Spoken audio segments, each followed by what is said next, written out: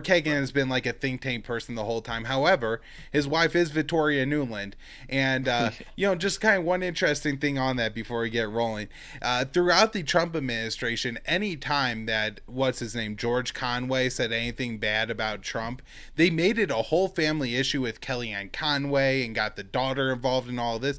I haven't heard anybody say a peep about Victoria Nuland, who's arguably a far more influential person within the Biden administration than dangerous. Kellyanne was in Trump's. But anyways, to get into this Robert Kagan article, Will, you're not going to believe this. He opens by citing Americans long remembered when they were when they learned about the sinking of the Lusitania in 1915, the shock and horror of that event, in which a German submarine deliberately sank a British ocean liner with nearly 2,000 men, women, and children on board, produced more than moral outrage. He says this ultimately what led the Americans into the First World War, right? So almost unbelievable. This guy cites one of the most famous examples of war propaganda, but is framing this whole thing. His whole first couple paragraphs here, Will, his argument is that, that going into the war, into World War I was a good thing, and that, America's, like, the Americans, like, fear and everything drove them into that war. But what happened is that over a couple of years, that fear and anger dissipated, and he claims that what led to World War II wasn't an American entry into World War I, which everybody who, knows pretty much anything now. I don't even think this is like really that like much even revisionist history, that it was the American intervention into World War I that caused the unilateral Allied victory in that war, and for them to be able to impose the harshest and most ridiculous war reparations and war debt on Germany that led to crazy poverty in Germany. They also stripped away like traditional German territories, and this is eventually the humiliation in Germany that led to the rise of Hitler, right? But no, according to him, the righteous, intervention after the sinking of the Lusitania was good, and we should have stayed involved because we did, and that's how we ended up with World War II. So this guy knows absolutely nothing about history, but he kind of gets into and does make some good points here about Americans being absolutely terrorized after 9/11, and he writes, the feelings and perceptions of the threat that led them to war in Afghanistan have faded, and all that is left are the consequences of that decision, the cost in lives and money.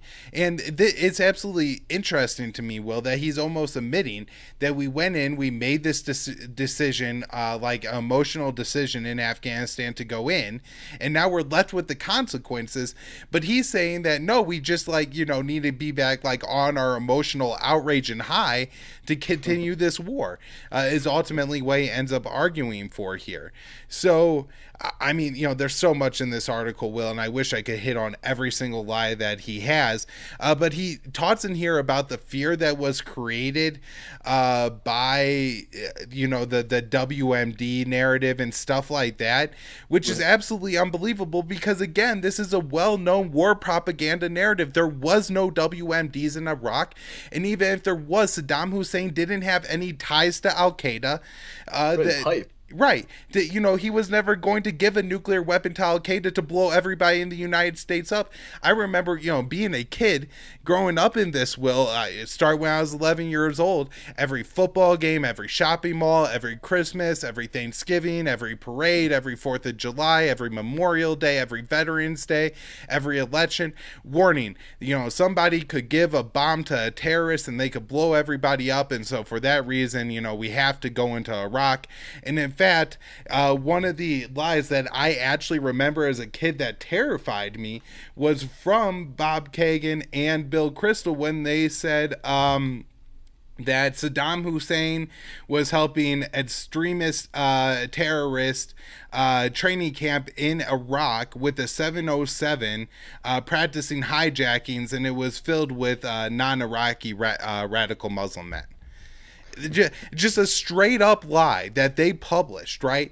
And I mean, it's shocking to me that the Washington Post doesn't have an editorial note in here hey, this guy says Americans were scared of WMDs.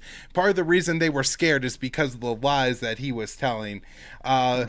Just a description of him that's funny, by the way, is from Andrew Basovich, saying that Bob Kagan is the chief neocon foreign policy theorist. So that's one of the reasons why I want to spend so much time on this article too, Will. It's just because Yeah. he really is a key neocon and a central figure in their whole world. I mean, he helped found PNAC with Bill Kristol. He was with the Carnegie Endowment for Peace, Brookings, CFR. Again, married to Victoria Nuland. Worked with Elliot Abrams, with Foreign Affairs. Just, so many different roles that he has had in And crafting these wars and foreign policies. Go ahead. I was going to say, and if you look in a lot of media reports, you will see the Institute for the Study of War cited as like an expert think tank thing, and that's him too. Like, so that he has a lot of influence all over media, even when his name's not directly on it. So, Will, there's a lot of stuff in here about the beginning of the Afghan War and what the Bush Afghan war policy was. And as interesting as it would be to get into it, read Fool's Errand is really the best way to debunk all this stuff. Yeah. I would have to spend like hours going through it, and Scott does it just so much more concisely than I can in there.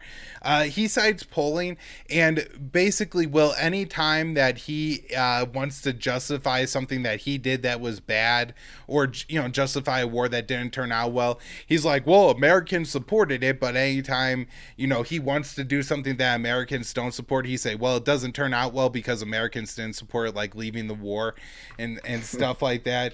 But I really want to get towards the end here, although he does make an interesting note and kind of says that, Bush was right when Woodward just says that, he wanted to kill people, and that was kind of the Afghan policy going into that war.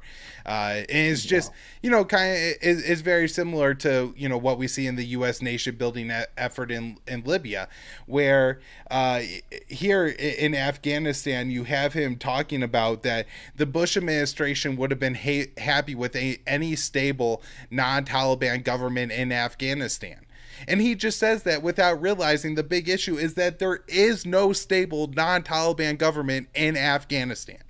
that, Right. right, like that just doesn't exist. And so you could spend $2 trillion trying to build one, but it will not work. Another thing that he writes in here that's absolutely shocking, Will, is he actually says that the people who criticize the war, and its critics wrongfully say that our leaders never warned us that it wasn't going well. He cites one time in 2012 when Petraeus said that things might not be going so great, but that they were working on it, like they had some successes and failures.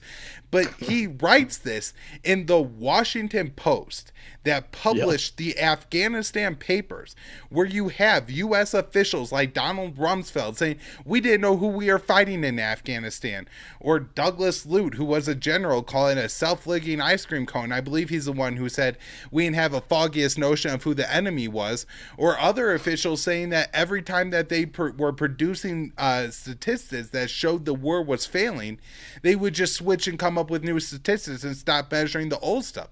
Deliberately misleading the American people is what the Afghan papers showed.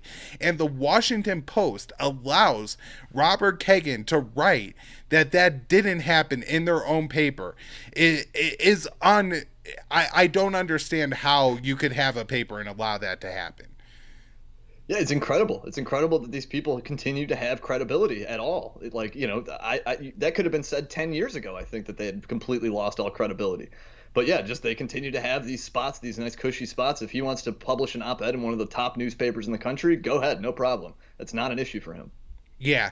So I guess we should just move on to like kind of where he's wrapping up and starts to talk about who should be held responsible for this war and things like that, Will. And there is a unbelievable sentence in here. He says,